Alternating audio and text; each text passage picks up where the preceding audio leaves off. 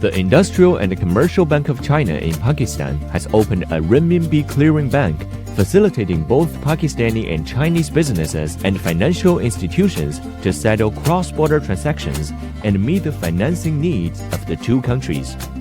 The grand opening ceremony, held in Pakistani capital Islamabad on Friday, was attended by officials, experts and businessmen from Pakistan and China.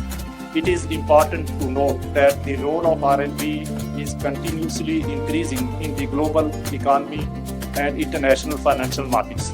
I expect this initiative of establishing local RMB clearing system will yield long-term benefits to China-Pakistan relationship in general and Pakistan's economy and banking system in particular.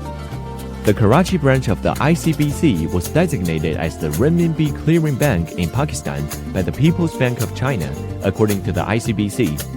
Under this facility, the ICBC would offer the services of clearing and settlement of renminbi transactions and facilitate in arranging renminbi buying, selling, borrowing, and lending transactions for the participating banks in Pakistan.